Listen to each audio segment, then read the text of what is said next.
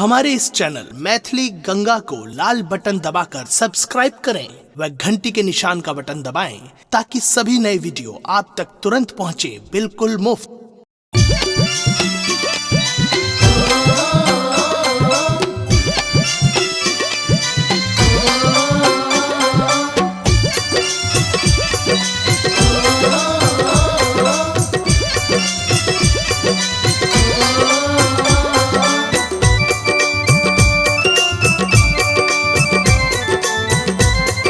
अपने सुन रहल छी गंगा कैसेट की प्रस्तुति।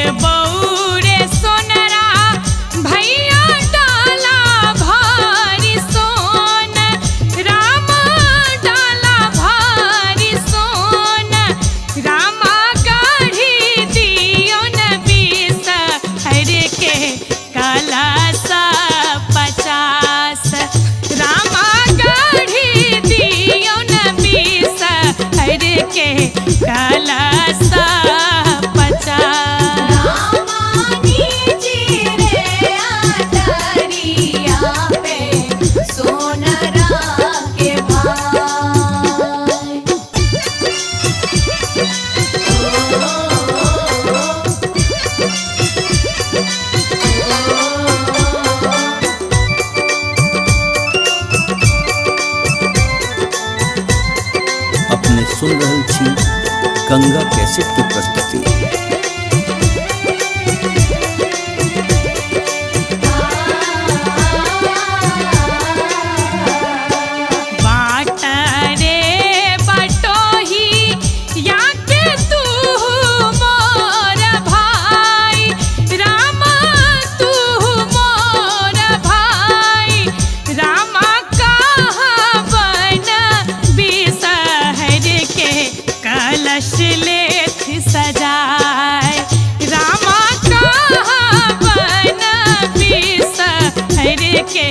कलश लेत सजाए रामानी जी रे अटरिया पे सोनरा के भाई।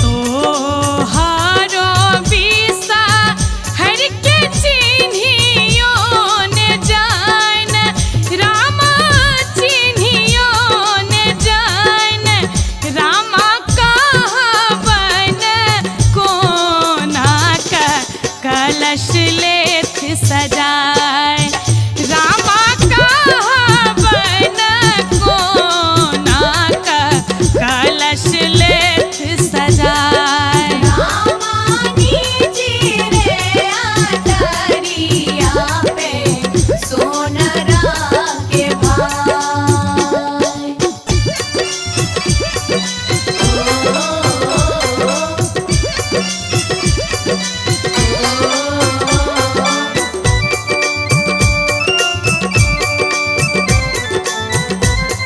अपने सुन रहल छी गंगा कैसेट की प्रस्तुति।